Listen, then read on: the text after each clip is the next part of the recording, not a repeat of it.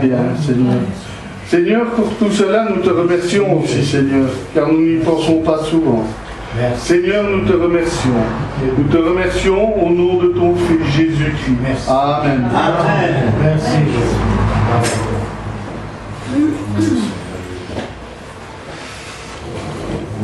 Bref, aujourd'hui, la série d'Apocalypse continue sur ce qu'on appelle ici le livre scellé.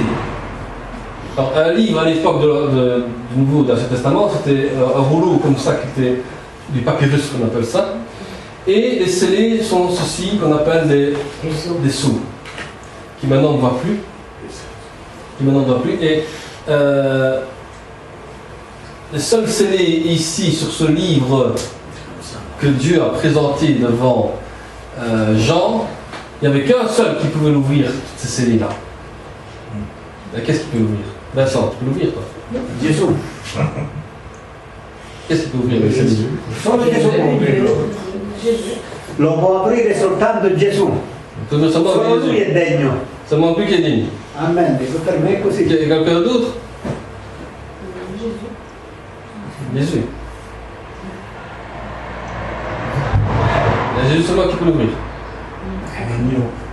Ah, L'agnello di Dio. L'agneau de Dieu. L'agnello di Dio che ogni parte del mondo. Come mi sembra Gesù però. C'est vrai, oui, mais È giusto. c'est l'agneau. Pourquoi l'agneau de Dieu? Amen. Pourquoi on dit l'agneau de Dieu peut ouvrir? L'agnello di Dio, sì, sì. Mais pourquoi est-ce qu'on dit l'agneau de Dieu? Senza peccato. Sans péché, oui. Mais il y a encore autre chose. Il est pur. Il est pur, mais il y a encore autre chose. C'est le Fils de Dieu. Il y a encore autre chose. C'est l'agneau. On parle de sacrifice. Ah, Oui, le sacrifice pour l'humanité. È lui che ha avuto tutto potere. C'est lui qui a tout pouvoir parce qu'il a Sia in été... cielo che in terra. Voilà, c'est le seul unique. Parce qu'il a sacrifié sa vie pour nous, c'est le seul unique qui a le droit d'ouvrir cette sceau qu'on va voir maintenant aujourd'hui. Grazie Signore. Donc, Apocalypse 5 dit: Puis je vis dans la main droite de celui qui était assis sur le trône un livre écrit à l'intérieur et à l'extérieur, fermé grâce à 7 sceaux. Je vis aussi un ange puissant proclamer d'une voix forte: Qui est digne d'ouvrir le livre et d'en briser les sceaux? Mais personne, ni dans le ciel, ni sur la terre, ni sous la terre, ne pouvait ouvrir le livre, ni le regarder. Je pleurais beaucoup parce que personne n'avait été trouvé digne d'ouvrir le livre, de le regarder. Alors l'un des anciens me dit: Ne pleure pas, car le lion de la tribu de Juda, le rejeton de la racine de David, a vaincu pour ouvrir le livre et les 7 sceaux. Puis je vis au milieu du trône des 4 êtres vivants et au milieu des anciens un agneau debout comme offert en sacrifice. Il avait 7 cornes et 7 yeux, qui sont les 7 esprits de Dieu envoyés par toute la terre. Il vint prendre le livre de la main droite et de celui qui était assis sur le trône. Quand il eut pris le livre, les 4 êtres vivants, les 4 anciens se prosternèrent devant l'agneau. Chacun tenait une harpe et des coupes d'or remplies de parfums, qui sont les prières des saints. Et ils chantaient un cantique nouveau en disant: Tu es digne d'en prendre le livre, d'en ouvrir les sceaux, car tu as été offert en sacrifice, et tu as racheté pour Dieu, par ton sang, des hommes de toute tribu, de toute langue, de tout peuple, de toute nation. Tu as fait d'eux des rois et des prêtres pour notre Dieu, et ils régneront sur la terre. Je les regardais et j'entendis une voix de nombreux anges rassemblés autour du trône, des êtres vivants, des anciens. Ils étaient de myriades, de milliers, de milliers. Ils disaient d'une voix forte: L'agneau qui a été offert en sacrifice est digne de recevoir la puissance, la richesse, la sagesse, la force, l'honneur, la gloire et la louange. Toutes les créatures qui sont dans le ciel, sur la terre, sous la mer, tous les êtres qui s'y trouvent, je les entendais s'écrier: à celui qui est assis sur le trône et à l'agneau soit la louange, l'honneur, la gloire, la domination au siècle des siècles. Les 4 êtres vivants répondaient Amen, et les anciens se prosternèrent et adorèrent. Donc, nous sommes peu nombreux aujourd'hui d'avoir conscience des droits de Christ sur la terre, parce que le monde est sous l'emprise du malin. Qu'est-ce que cela veut dire? Ça veut dire que les droits de Christ, on le bouge. Pour mettre quoi? Le droit de l'homme. Ah oui, le droit de l'homme. Plus encore le droit que l'homme veut avoir l'emprise sur une assemblée, avoir l'emprise sur quoi que ce soit. Parce que l'homme a mis Christ de côté pour mettre lui devant. Que ce soit lui qui soit le dominateur. Et sous l'emprise du malin. Ça veut dire quoi? Ça veut dire sous l'emprise de Satan. Satan n'est pas intelligent, mais il est malin. Pourquoi? Parce qu'il fait le mal. C'est pour cela qu'on appelle quelqu'un qui dit celui-là est malin, parce qu'il commet toujours le mal. Et on dit celui-là est vraiment malin, parce qu'il sait comment agir pour faire le mal aux autres. Donc, faire attention à ne pas que nous soyons des gens qui perdons conscience que le Christ n'est plus le dominateur de l'Église. C'est Christ qui domine l'Église, en envoyant toujours le Saint-Esprit dans l'Église. Le péché d'Adam nous amène à la domination de Satan, qui séduit l'homme par le péché. Il essaye même d'étendre la domination sur le Christ à la croix jusqu'à dépouiller notre ennemi pour l'emmener à la chute. Ce qui veut dire que Satan a réussi à dominer, à pouvoir prendre le pouvoir sur Adam, qui lui était le responsable de la femme. Ce qui veut dire que Adam devait dire à sa femme: ne prends pas le fruit que le serpent t'a dit de goûter. Il était responsable de ça. Mais qu'est-ce qu'il a fait? Il a rejeté la faute sur la femme. Et ce qui se passe encore au monde aujourd'hui, si quelqu'un commet une faute, on rejettera toujours sur l'autre. Mais ça veut dire que Satan a pris le pouvoir sur vous. Si quelqu'un commet une faute dans l'église, le responsable va parler avec lui, il lui dit: oh, mais c'est l'autre qui m'a poussé à faire ça, c'est l'autre qui m'a poussé à écrire ça, c'est l'autre qui m'a poussé à faire ça. Et on ne vous dira jamais: le diable m'a tenté à faire ceci. Parce qu'on oublie que le diable, des fois, peut prendre la domination sur quelqu'un, sans qu'on s'en rende compte. Et c'est pour ça qu'il essaye de séduire toutes sortes de personnes par le péché, et que l'on oublie à un moment donné que le Christ a dépouillé Satan sur la croix.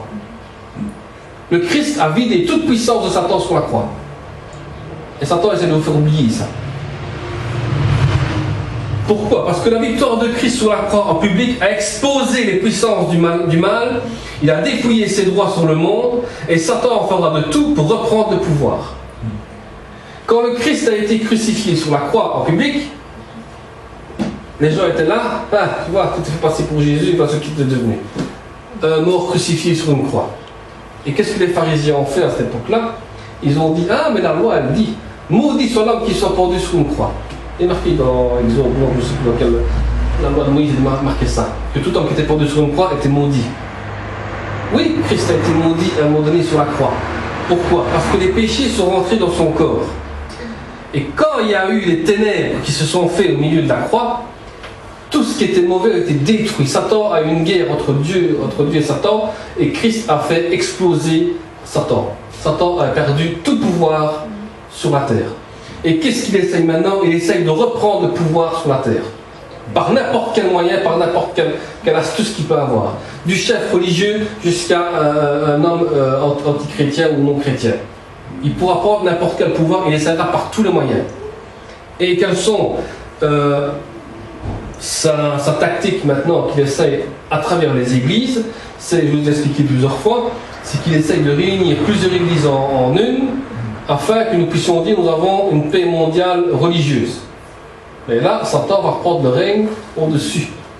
Parce que si vous regardez bien le contexte de ces églises qui s'unissent les unes dans les autres, il n'y a plus de Christ dans l'église. On n'en parle déjà plus. Si vous mettez une croix dans l'église, ça va être un scandale parce que vous avez mis une croix dans l'église. Ça rappelle que Jésus a été crucifié, il faudra bouger tout ça. Parce qu'il ne faut plus qu'on voie qu'il y a un signe que Jésus a été crucifié pour nous. Si on parle de prière, de chercher l'Esprit Saint, on va vous dire: il faut qu'on bouge ces prières-là parce que vous allez déranger d'autres. Parce que de votre côté, si on fait trop de mouvements, ça va être un mauvais témoignage pour les autres églises. Et vous allez avoir tout ce contexte qu'on va dire qu'on va bouger certaines choses pour mettre Satan en première place.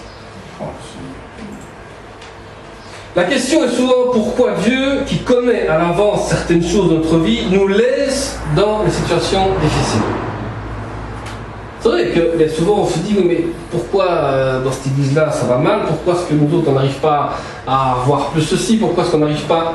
Parce que Dieu, première chose qu'il vous demande, c'est qu'il y ait des réunions de prière sincères, qu'on recherche le Saint-Esprit, tous ensemble. Amen. Qu'on prie tous dans le même accord. Acte, je sais pas combien, dit qu'ils étaient tous réunis dans la chambre haute et ils étaient tous en commun accord dans la prière. Et là, ils ont reçu la puissance du Saint-Esprit, ce qui voulait dire qu'à un moment donné, ils étaient remplis d'esprit pour pouvoir aller annoncer l'Évangile. Nous autres ici, nous sommes appelés aussi, non pas pour écouter des messages bibliques, mais nous sommes appelés ici pour que vous soyez formés à recevoir le don du Saint-Esprit, que vous puissiez exhorter quand vous lisez un texte biblique et que vous puissiez aller parler aux autres de qui est vraiment Jésus-Christ. D'accord? Que l'Église, ce n'est pas les bâtiments, c'est vous. Amen. Parce que vous êtes les représentants de Christ. Vous êtes des apôtres aussi. Il y a eu 12 apôtres et ils ont formé d'autres personnes qui ont continué. Mais nommés apôtres, non pas parce que c'est moi qui vous nomme apôtre, mais apôtres selon l'Esprit de Dieu. Enseignants selon l'Esprit de Dieu. Évangélistes selon l'Esprit de Dieu. Selon l'Esprit que vous avez reçu. Le Saint-Esprit est divisé en plusieurs parties parce qu'on a besoin de plusieurs personnes pour faire plusieurs choses. Et Dieu se sert de chaque personne à travers son Saint-Esprit. Et il donnera à chacun un don pour faire quelque chose. Il y en a encore le don pour guérir des malades en priant pour eux, il y en a encore un don pour chasser des démons pour ceux qui sont possédés, il y en a encore un don pour exhorter, il y en a encore un don pour évangéliser, chacun aura un don. Mais c'est important que nous soyons tous dans un commun accord dans la prière. Donc parce que le regard de Dieu, au temps ou l'espace, il veut nous convaincre que par la foi, nous devons lui être fidèles. Voilà pourquoi Dieu, des fois, vous met dans des situations difficiles. Des fois, Dieu vous met dans des épreuves qui sont dures à supporter. Parce qu'il veut que votre foi soit fidèle à lui. Si vous mettez votre foi dans l'argent, qu'est-ce que ça vous servir à quoi? Ça va servir à rien. Ça va servir à rien. Je vais peut-être me taire, mais je ne peux pas me taire là-dessus. J'ai été une fois une pastorale, je n'aimais déjà plus. Réunion de tous les pasteurs. Pourquoi? De 1, il n'y a plus de prière. De 2, ça parle d'argent. Et de 3, comment est-ce qu'on peut s'unir avec d'autres églises, ceci, cela, et on fait une prostitution énorme dans l'église. Alors, si vous mettez votre foi dans l'argent et dans les autres églises, dans le plus grand qu'il peut avoir des chefs religieux, à quoi ça va vous servir? Ça va servir à quoi? Avoir une foule dehors qui va vous dire « Ah, c'était beau le concert », et puis après, on fait quoi? Ils sont où ces âmes-là? Ils sont où? Au lieu de leur dire bah, partez tous en enfer parce que vous êtes venus, autant faire comme ça, alors non. Autant parler avec sincérité aux personnes. Amen, gloria a Dio. Le livre de l'Apocalypse, sur les scellés, les 7 sceaux que l'on parle, enferme des preuves absolues sur le retour de Christ et sa puissance dans l'Église. Pourquoi certaines églises n'en parlent pas de l'Apocalypse? Parce qu'ils savent que le retour de Christ doit venir et ils savent que c'est le Christ qui doit reprendre le pouvoir sur l'Église. Tous chrétiens qui ont accepté Jésus-Christ dans leur vie sont déjà sauvés par grâce. S'ils commettent des erreurs dans l'Église, ils sont toujours sauvés. Mais attention, attention à ce que je veux dire. Si vous commencez à accepter d'autres évangiles qui sont hors de celui que vous enseigne, comme l'apôtre Paul dit, vous êtes des anathèmes. Ça veut dire que vous n'avez rien compris de ce que vous avez annoncé. Mais si vous commettez des erreurs et que vous savez que la Bible dit certaines choses et que vous vous mettez en ordre comme vous pouvez avec le Seigneur, vous êtes sauvés. Mais après, vous passez au tribunal de Christ et vous serez jugés selon vos œuvres. Ce qui veut dire que quand vous devez revenir sur terre avec le corps incorruptible, ben Dieu vous donnera une récompense selon ce que vous avez fait comme œuvre. Toute personne qui ont fait toutes choses avec sincérité, avec persévérance, dans l'amour du Seigneur, aura une récompense. Mais si nous sommes des gens qu'on s'en fout un petit peu des œuvres de Dieu, ben on ne sera pas récompensé comme Dieu va nous donner. Donc des fois on sera surpris que ce soit le plus petit membre de l'Église qui va commander son pasteur qu'il avait avant, qui était le plus grand chef de tout autre.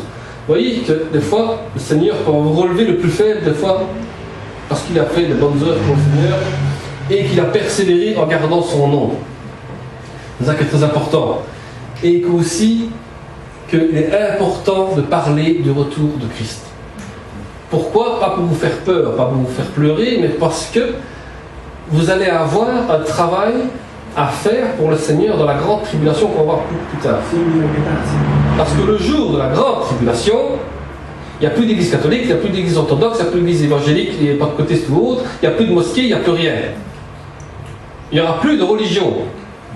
Tout ce qu'ils vont retrouver, ce sont nos écrits que nous on a fait comme sermon, qui ont été trouvés un jour ou l'autre quelque part, qui vont les lire, mais qui vont dire mais comment est-ce qu'on a pu ne pas pouvoir écouter ces choses-là. Il y aura peut-être des vidéos qui vont circuler sur internet de nos enseignements qu'on a fait, mais nous ne sommes peut-être plus là pour le voir. Mais ces gens-là qui n'ont plus d'église verront quelques preuves qui seront écrites, qui ont été annoncées et qui sont dit mais pourquoi est-ce qu'on n'a pas voulu à ce moment-là. Donc, Satan prépare déjà son gouvernement mondial. Il veut effacer la révélation divine sur l'œuvre rédemptrice et salvatrice de Jésus-Christ. Le nouvel ordre mondial, c'est très simple, c'est qu'on va organiser que toutes les églises se mettent bien ensemble, toutes les religions sont ensemble, le recunémisme sont ensemble, et on bougera la rédemption de Christ. Parce qu'on dira qu'entre Dieu et l'homme, il n'y a pas de médiateur, il n'y a que l'homme et Dieu, et on n'a qu'à prier, et la prière va directement vers Dieu. Donc il n'y a plus de Vierge Marie, il n'y a plus de Jésus-Christ, il n'y a plus rien. Parce que tout sera fait selon une prière écrite par un homme qui donnera ses règles comment prier. Et ça existe déjà, hein, c'est déjà en cours dans certaines églises. Hein. Une prière, que c'est juste le pasteur qui lit une prière et tout le monde dit Amen, et tout le monde est content, et voilà, c'est terminé. On a déjà commencé à faire qu'on appelle ça des credos dans l'église, des règlements d'ordre dans l'église. Nous croyons en une seule église, ceci, cela, cela, et les gens disent Amen, parce qu'ils n'ont rien compris. Vous voyez, jusqu'où on peut arriver. Donc si on commence à juste lire une prière et tout le monde doit dire Amen, là nous sommes tous partis dans la dérive que Satan prend la possession déjà de l'église. Mais dans le ciel, il y a un document scellé qui va contester les rebelles de Dieu. C'est un document officiel le plus important de l'humanité entière. Ce livre-là, que Jean a vu, que personne n'est digne de l'ouvrir, c'est un livre qui va aller contre tous les rebelles qui sont contre Dieu. Donc tous ceux qui sont antichrist, tous ceux qui sont n'importe quelle chose, vont subir des choses horribles sur terre parce que Dieu a mis quelque chose de scellé. Il n'a pas voulu que toute l'humanité soit détruite, mais comme il voit des gens rebelles encore envers lui, ils devront subir encore des choses encore horribles pour qu'ils puissent comprendre qu'il y a un seul unique Dieu. Parce qu'au monde d'aujourd'hui, on fait beaucoup des fêtes païennes, mais ce que vous ne faites pas attention, c'est que derrière, il y a les démons qui sont cachés. Par exemple, je prends l'histoire des fêtes des mères. Une fois par an, on fait la fête des mères, d'accord. Mais derrière cette coutume-là, ça date depuis l'Égypte, depuis la Grèce, pardon, où on fêtait une déesse. Cette déesse avait maudit des gens, et puis du coup, on a fêté cette déesse-là pour ne pas que les gens soient maudits. Donc vous voyez jusqu'où on est arrivé. Ah oui, la fête des pères c'est encore pire. Donc chaque fête païenne qui se font comme ça sont des fêtes qui se cachent derrière des démons, que les gens ne font pas attention. Mais c'est une fête qui a été fêtée depuis des siècles et des siècles, de peur d'avoir une malédiction de cette déesse ou de ce dieu-là qui a été créé, et de toutes sortes de choses. Comme par exemple aussi la fête de Noël, j'ai vu ça dernièrement, la fête de Noël est une fête du dieu du soleil, de l'Égypte. Parce qu'à un moment donné, il y avait un homme qui était né, et ils ont vu, il était né en plein soleil, c'est le dieu du soleil, et du coup on a fait une fête pour lui. Et pour camoufler cette histoire, l'Église catholique a fait que le 25 décembre était la naissance du Christ. Parce que quand on dit la Bible, il y avait une étoile qui avait amené les mages vers le Christ, Bernadie, c'est la fête de Jésus-Christ. Donc, vous voyez, on a fêté un Dieu, un faux Dieu, à travers notre vrai Dieu. Et encore aujourd'hui, certaines églises commencent à fêter les fêtes de Noël, tout ce qui s'ensuit, sans comprendre qu'ils sont dans l'erreur. Je ne parle pas que des catholiques, je parle des protestants aussi. Les évangéliques, tous sont en train de fêter un Dieu du soleil sans s'en rendre compte. Donc, ils ont mis le Christ à la place d'un faux Dieu. Là, ce sont des conséquences graves qu'ils vont payer le jour du jugement. Donc, il est important que les scellés soient rompus pour chasser Satan et l'Antichrist. Personne n'est en mesure de le faire, sauf l'agneau lui-même, sauf Jésus-Christ lui-même qui a dépouillé Satan sur la croix. Parce que ce moment-là, sur la croix, il y a eu une guerre entre Dieu et Satan. Satan a perdu tout pouvoir. C'est sur la croix aussi que Jésus a pardonné encore un criminel, je ne sais pas qui ce qu'il avait fait, celui qui était à sa droite ou à sa gauche, qui a demandé, souviens-toi de moi quand il ira au paradis. Et Jésus a dit, ta place aujourd'hui même est avec moi dans le paradis. Parce qu'il savait qu'il avait une foi sincère. Pendant que l'autre se moquait de lui, il disait, mais si vraiment le Christ, montre-nous.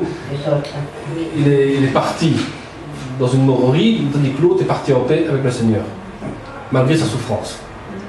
Donc, ça qui est très important de bien comprendre que l'agneau, c'est Jésus-Christ, qui a été le sacrifice humain pour nous tous. Nous connaîtrons des menaces écologiques, pollution, disparition d'animaux et végétales, asphyxie des habitants, course aux armements, guerre nucléaire. Tout ceci est en cours. Quand on parle de menaces écologiques, on pollue partout. Nos rivières sont polluées, nos étangs sont pollués, tout est pollué. Dans la mer, tout est pollué. On parle de pollution, de disparition d'animaux. Certains animaux sont en voie de disparition. Le jour où il n'y aura plus un seul animal sur Terre, rendez-vous bien compte que le Christ est bien sur le point de revenir. Parce que, encore au monde aujourd'hui, il y a des animaux qui sont très rares et disparaissent. Dans l'Afrique même, il y a presque une disparition d'éléphants, pour cause de l'ivoire, tout ce qui s'ensuit, mais il y a un manque de rhinocéros, il y a un manque d'autruches, il y a un manque de plein d'animaux sauvages qui sont très bons pour l'environnement ici que Dieu a créé, parce que si vous faites des recherches sur tous les animaux sauvages qu'il y a sur la Terre, ils ont tous un travail à faire sur la Terre. Les lions, par exemple, quand ils tuent un animal, comme on va faire un reportage, ils tuent les animaux qui sont malades et qui sont blessés ou qui peuvent contaminer d'autres animaux. Donc, ils tuent ces animaux-là. Mais si on tue tous les lions, eh bien, il y aura des maladies qui vont se reproduire. Si on tue tous les vautours, les carcasses qui sont là, ça va attirer des vermicelles partout, comment est-ce qu'on appelle ça, des asticots, merci. Des asticots qui vont circuler partout aussi, on ne sera plus sur des fers. Donc, qu'est-ce qui s'est passé? Il se passe que maintenant, on fait toutes sortes de choses qui vont détruire aussi même les végétales, tous les pesticides, tous les produits chimiques qui détruisent tout ce qui est végétal. Donc au monde d'aujourd'hui, on va arriver à un moment donné où on n'aura plus de légumes frais dans nos magasins, mais ce seront des choses chimiques. Et on est déjà arrivé à ça. Au Canada, ils sont déjà arrivés aux bases chimiques. Il n'y a plus de fermiers parce qu'ils ont trouvé une substance chimique pour faire des légumes chimiquement. Des poulets chimiques. Tout sera chimique. C'est venu en Belgique, même la Belgique avait refusé ce truc-là parce que c'était tout chimique. Et ça peut se garder bien longtemps dans votre frigo, dans votre congélateur, parce que c'est à base de poulets chimiques et vous mangez du plastique. Donc, on arrive aussi à l'asphyxie des habitants. L'asphyxie des habitants, c'est quoi? C'est que maintenant, dans tout ce qui est carburant et autres, sont des CO qui circulent dans l'air. Quand vous montez des fois en hauteur, vous regardez la ville, vous voyez on dirait qu'il y a du brouillard, aussi du brouillard de pollution. Parce que maintenant, il n'y a plus rien qui est correct. Tout est fait pour que nous puissions être détruits. Et qu'est-ce qui se passe encore au monde aujourd'hui? J'ai encore vu ça dernièrement, c'est hier, les fameux bonbons que les enfants mangent, toutes sortes de sucreries et tout ça, sont faits à base d'un sucre qui va donner encore envie d'en manger encore plus. Le Coca, les Fanta, tout ce qui est à base de sucre sont encore beaucoup plus puissants pour que vous soyez drogués par ça. Pour ne plus que l'homme boit de l'eau. Pourquoi? Parce que l'eau est bien sûr biblique et on a fait en sorte qu'on mette des produits dans l'eau pour ne plus que l'homme soit nourri par l'eau. Mais que nous soyons atteints par tous ces produits chimiques qui se mettent dans les boissons que nous avons. Et aussi en plus, nous sommes arrivés à des médicaments qui sont devenus une drogue aussi, on ne peut plus s'en passer. Si vous prenez un médicament qui vous soulage une douleur, il va falloir prendre un autre médicament pour soulager une autre douleur. Pourquoi?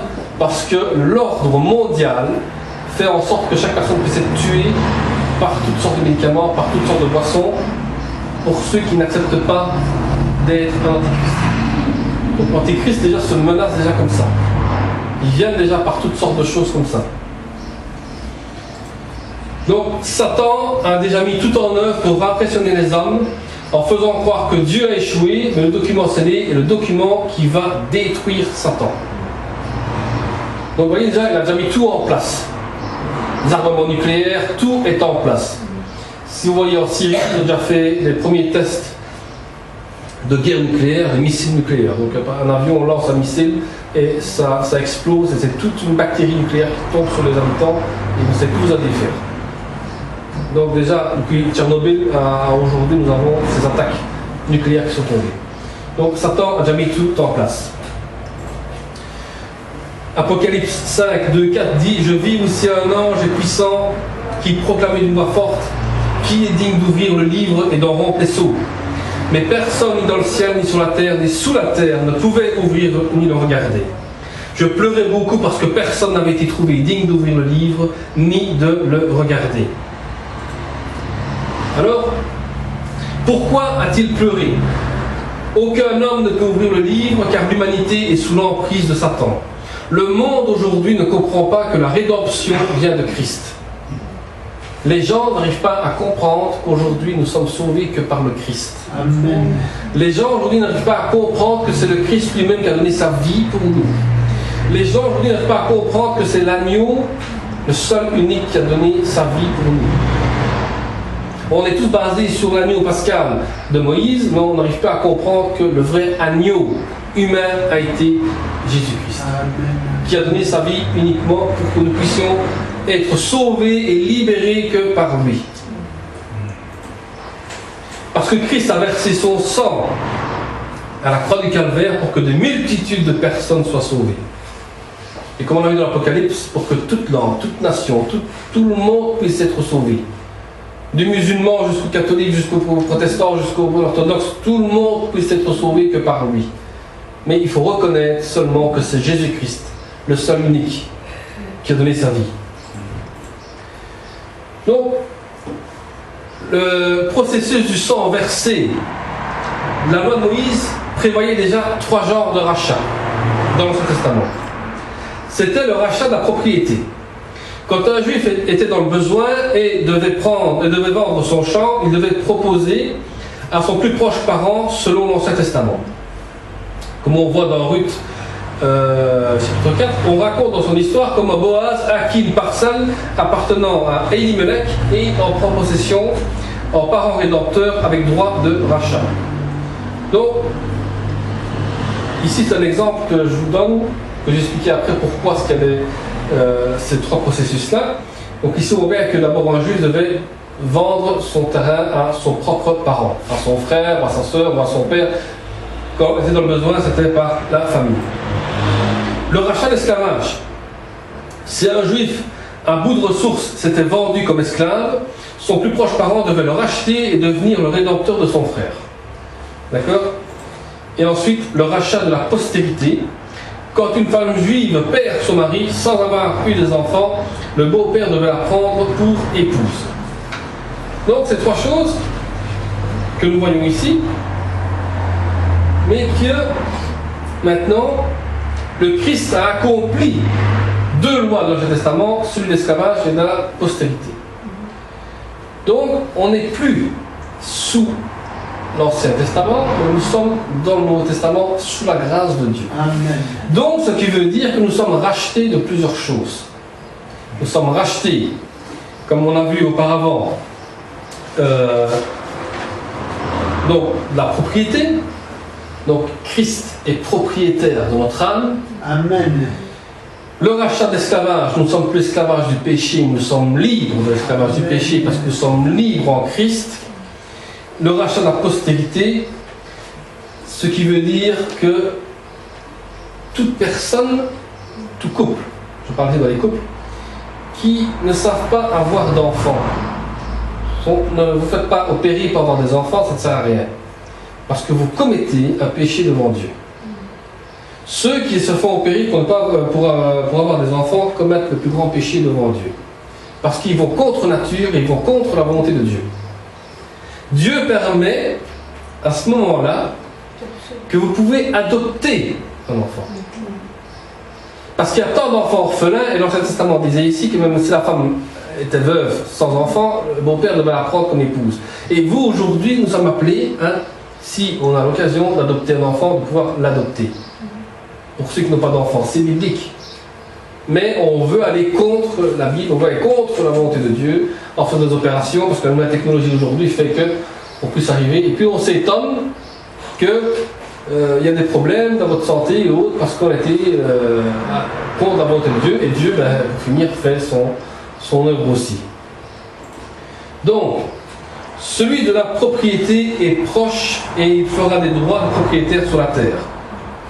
Donc, Christ est le seul, unique propriétaire de votre cœur et de l'Église. Propriétaire de l'Église, ce n'est pas le pasteur. C'est Christ qui est le propriétaire de l'Église. L'agneau immolé. Et l'un des vieillards me dit, ne pleure point, voici le lion de tribu de Juda, le rejeton de David, a vaincu pour ouvrir le livre et ses 7 sceaux. C'est-à-dire que, à l'époque de Jésus, les Juifs attendaient tant ce Messie qui est arrivé. Le Messie devant eux était qui? Toi, tu nous parles comme ça, toute l'assemblée, tu nous dis je suis le pain de vie, mangez-moi, buvez mon sang, qu'est-ce que c'est pour des histoires? Vous avez compris que c'était le Christ lui-même qui leur parlait. Parce que eux, ils attendaient qu'un seul Messie venait pour faire partir tous les Romains. Et que c'était lui le roi d'Israël. Mais Christ, qu'est-ce qu'il a fait? Il a laissé le roi Hérode, roi d'Israël tel qu'il était, il a laissé les Romains tels qu'ils étaient, et il a laissé Pilate tel qu'il était pour gouverner. Et on l'a rejeté. C'est ça qu'on appelle le rejeton de David. Parce qu'on disait dans le Ancien Testament, va venir un roi plus puissant que celui que David. Donc on a eu Salomon. Après Salomon, on attendait vraiment tant ce Messie qui devait arriver, qui était le roi d'Israël. Ils l'ont eu, ils l'ont rejeté, ils l'ont crucifié. Et c'est là qu'aujourd'hui, maintenant, il y a des complots entre religions en disant, oui, mais les Juifs disent qu'on a crucifié le roi, qu'ils n'étaient pas au courant que c'était lui, et puis ils se sont rendus compte que c'était lui. Et puis d'autres disent, oui, mais c'est bien lui, et tout le monde se confond. Il n'y a qu'un seul roi unique pour Israël comme pour toute la terre, c'est Jésus-Christ. Amen. Pourquoi tant sous Israël? Parce que c'est de là qu'est né l'Évangile. Et c'est de là que l'Évangile est parti se répandre sur toute la terre. C'est pour ça que nous sommes les habitants d'Israël. C'est pour ça que nous sommes les héritiers d'Israël. Parce que Dieu a fait naître quelque chose là-bas qui a fait que ça s'est répandu sur la terre entière. Ne pleure point. L'Ancien Testament avait salué les temps futurs par 4. Ce qui veut dire les 4 évangiles sont l'écho de la concrétisation. Les 4 évangiles que nous avons sont Matthieu, Marc, Luc et Jean. Ces 4 évangiles-là, quand vous les lisez, ce sont les 4 évangiles qui regroupent tout l'Ancien Testament. Tout l'accomplissement de l'Ancien Testament. Ce qui veut dire, voici ton roi. Message de l'évangile de Matthieu va vous parler de comment est notre roi, le Christ lui-même. Matthieu va vous expliquer tout en détail sur la royauté de Christ. Voici mon serviteur. Marc vous expliquera dans son évangile qui est vraiment le serviteur de Dieu. Jésus-Christ, comment a été le serviteur de Dieu. Voici l'homme. Message de l'évangile de Luc. Luc va vous présenter Dieu en tant qu'homme. Parce que Luc n'a pas suivi Jésus de près, mais a pris des renseignements, vu qu'il était médecin, il voulait savoir comment est-ce possible qu'un homme puisse faire autant de choses. Donc il a pris tous les renseignements qu'il fallait, et lui, il dit, voici l'homme qui devait venir sur terre. L'homme que Dieu fait homme. C'est ça que vous comprenez pourquoi ce qu'on dit toujours que Dieu s'est fait homme. Ben, lisez l'évangile de Luc et vous comprendrez pourquoi est-ce qu'on dit que Dieu est fait homme en Jésus-Christ. Et voici votre Dieu, message de Jean, l'évangile de Jean vous dira, ben voici, Dieu était là, sur terre. Voici qui est Dieu, à travers le Christ. Si vous voulez en savoir toutes ces choses, lisez bien les 4 évangiles, vous allez voir et comprendre vraiment qui est vraiment le Christ. Le lion de la tribu de Juda, mais c'est le Christ qui règne sur Israël et sur les nations. Parce qu'on dit toujours que le lion est le roi de la jungle et tout ce qui s'ensuit. Et bien lui, c'est notre roi. La tribu de Juda, c'est dans la tribu d'Israël. C'est un peu trop expliquer toute l'histoire de judaïsme et tout ça. C'est que c'est le seul roi unique qui règne depuis Israël sur toute la terre. C'est Jésus-Christ. Donc,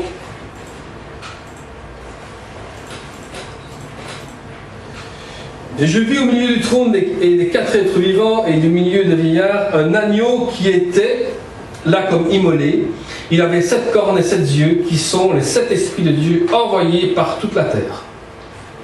Comme je l'expliquais tantôt, l'esprit de Dieu divisé en 7 parties, ce qui veut dire que vous êtes tous appelés à faire quelque chose pour le Seigneur.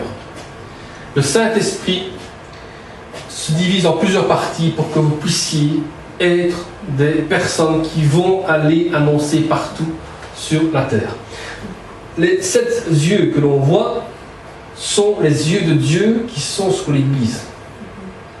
Ce n'est pas l'œil que l'on voit sur la pyramide des fameux Illuminati et des francs-maçonneries qui disent que Dieu vous regarde à travers ce que vous donnez. Non. C'est l'œil de Dieu qui est dans l'Église, l'Esprit de Dieu qui est dans l'Église qui vous surveille.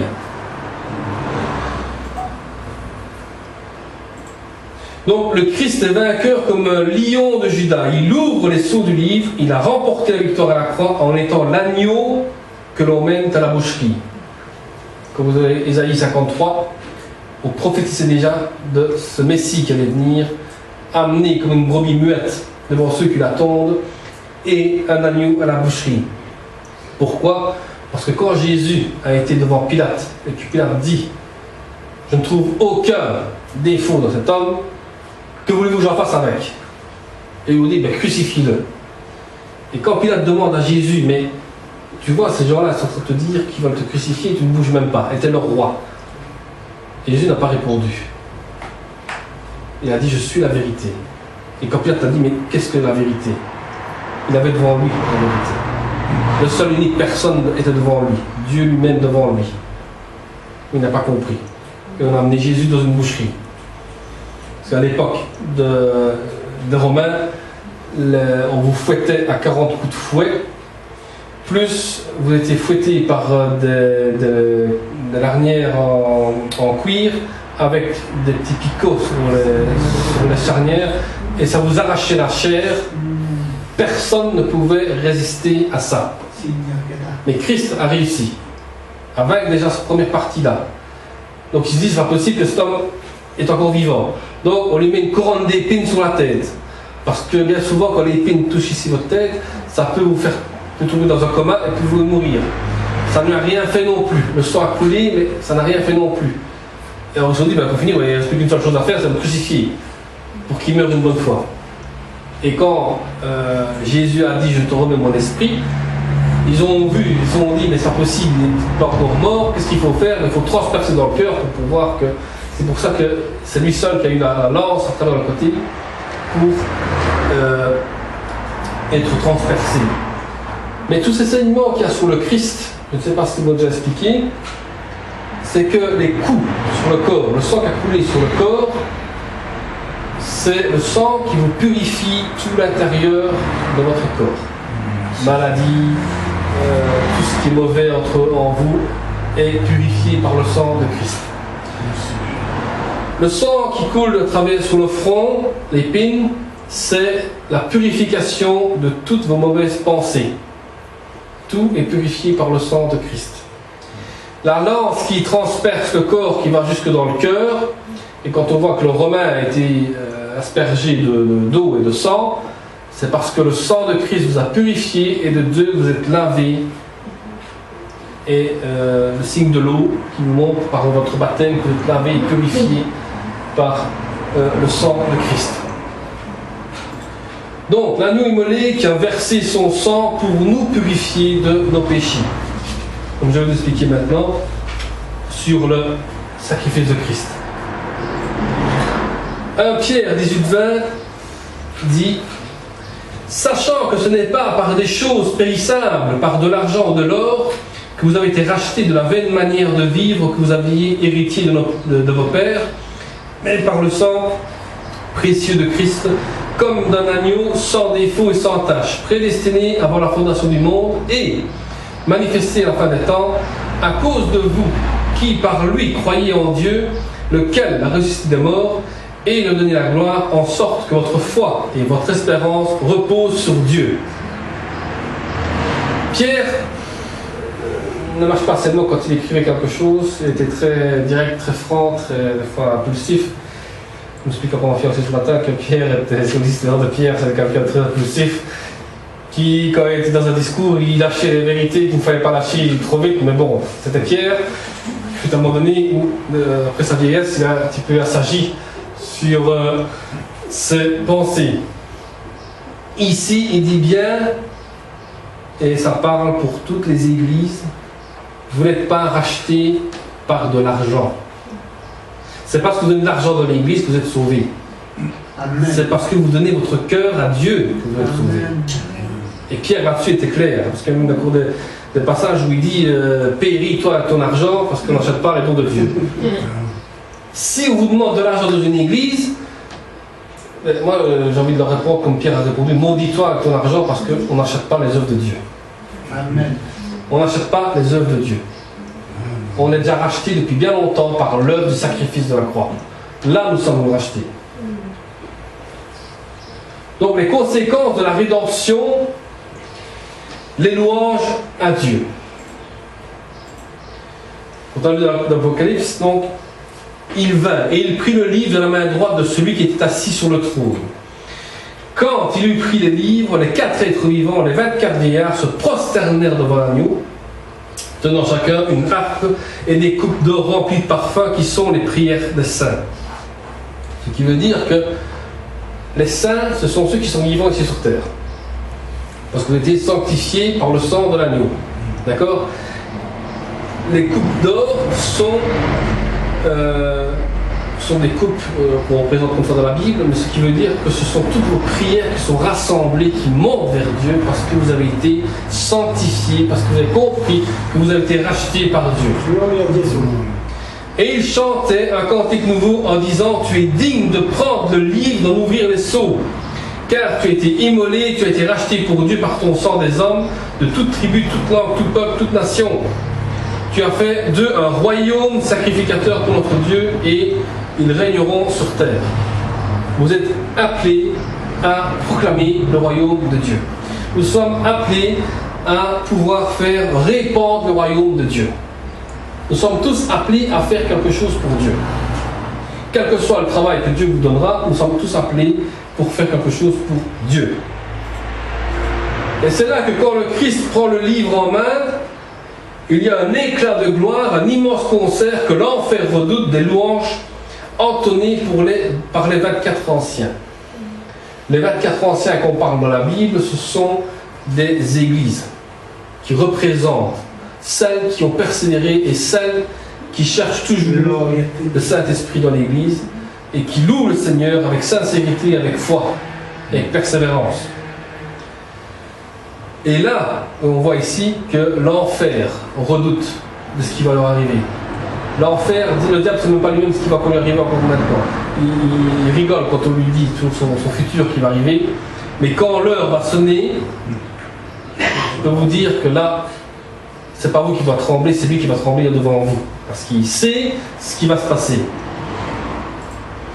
Donc, un hymne nouveau, inconnu des hommes, un nouveau cantique que l'on chantera dans les cieux quand on sera avec Dieu. On sera tous ensemble là-bas, on va chanter un cantique nouveau. C'est pour ça que le Seigneur vous entraîne à chanter tous les dimanches matins pour que vous puissiez vous entraîner pour être dans les cieux. Comme ça, vous allez chanter un cantique nouveau. La rupture de chacun des sceaux approche à une échéance. Et l'ouverture du 7e sceau sont les jugements annoncés par des trompettes jusqu'à l'avènement foudroyant des seigneurs. Les 6 premiers sceaux, ce qu'on va voir aujourd'hui, ça, sont encore, je vais dire, valables. Mais le 7e, unique sceau, le dernier, celui-là est le plus dangereux qu'il va y avoir. Parce que ici, la Bible dit bien qu'au moment où la trompette va sonner, ça va faire mal.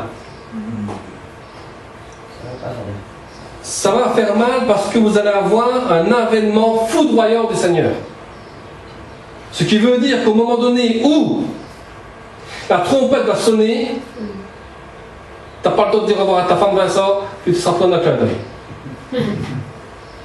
En un clin d'œil, vous serez pris. Vous entendez une sonnette, une trompette, c'est terminé, tu n'as pas le temps de dire quoi que ce soit, vous serez pris. Pour ceux, je dis bien, pour ceux qui persévèrent, qui aiment, qui ont accepté Jésus-Christ dans leur vie. Grazie Seigneur, merci Seigneur. Parce que cette trompette-là, quand elle va sonner, c'est pas une trompette que vous entendez dans des concerts d'église, mais c'est bien une trompette qui vient des cieux, qui fait mal aux oreilles pour ceux qui n'ont pas accepté Jésus-Christ. Ça va leur trouver le tympan. Mais pour nous, ce sera quelque chose d'une victoire. Et en un clin d'œil, vous ne serez plus là. Donc, chaque rupture du sceau, cela représente la délivrance des martyrs et louant Dieu. Aujourd'hui, nous sommes des martyrs. Nous vivons dans des conséquences terribles. Quand on parle de Christ, qu'on veut faire quelque chose pour le Seigneur, on nous rejette, on nous repousse, on fait quoi que ce soit, parce que nous sommes des martyrs. Mais à ce moment-là, quand la trompette aura sonné, nous serons ces gens qui seront victorieux. Parce qu'on sera libérés du martyr.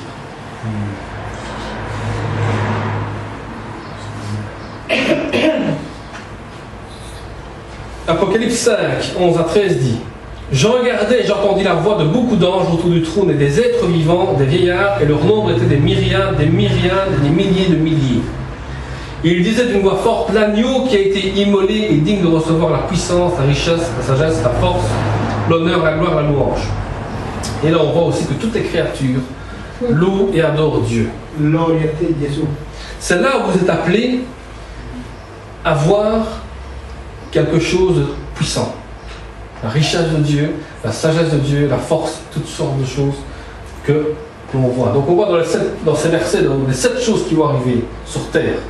Le jour où le Seigneur va revenir, c'est la puissance de Dieu, la richesse, la sagesse, la force, l'honneur, la gloire et la louange.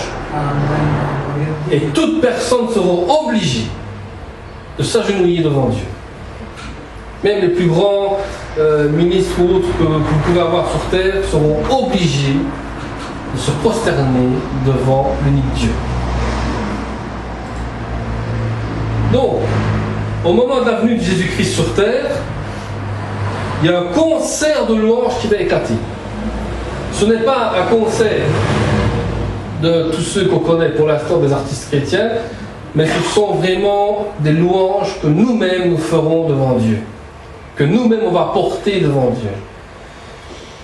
L'armée céleste vont se joindre pour célébrer le retour triomphal de Jésus en proclamant: Voici l'agneau immolé. Nous aurons toute une armée céleste autour de nous. On entendra le cantique nouveau et toutes les créatures seront obligées de se prosterner encore une fois devant le Christ. Tout le monde sera obligé de se prosterner devant le Christ.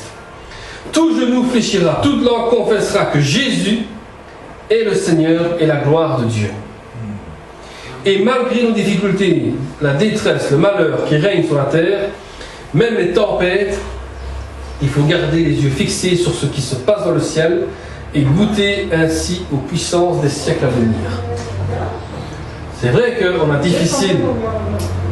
des moments difficiles dans nos vies, mais ce qu'on doit toujours faire, c'est garder les yeux fixés sur le Christ et attendre cet avènement qui va venir, parce que nous savons que Jésus va revenir et que nous serons avec lui.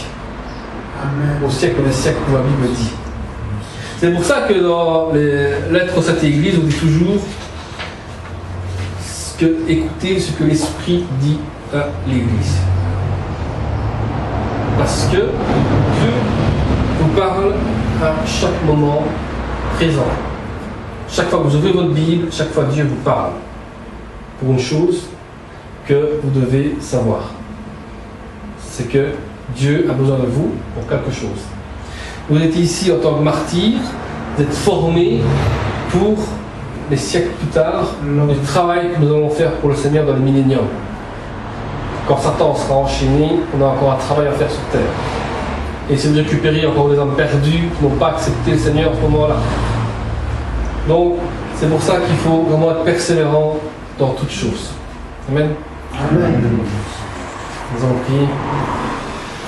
Seigneur, te bénissons, te remercions, parce que tu parles encore aujourd'hui à ton peuple, et que nous soyons tous prêts pour ton avènement, Seigneur. Que chacun de nous puisse être formé, que chacun de nous puisse être prêt à pouvoir acclamer ta parole, pouvoir dire que tu es le Christ vivant, que tu es le roi des rois, que chaque personne devra se prosterner devant toi, quelle que soit sa situation, son titre, tout le monde se prosternera devant toi, Seigneur, ce jour-là. Et que, Seigneur, que chaque personne ici présente soit toujours en communion avec toi. Car, Seigneur, le jour où cette trompette sonnera, Seigneur, nous soyons prêts pour venir avec toi et que personne ne soit ici sur terre en train d'attendre la grande tribulation, Seigneur, car nous savons que tu es le seul unique, le Dieu qui fera de grandes choses. Nous mettons toutes tes mains dans le nom de Jésus-Christ. Amen. Amen. Michel, tu as un chant peut-être.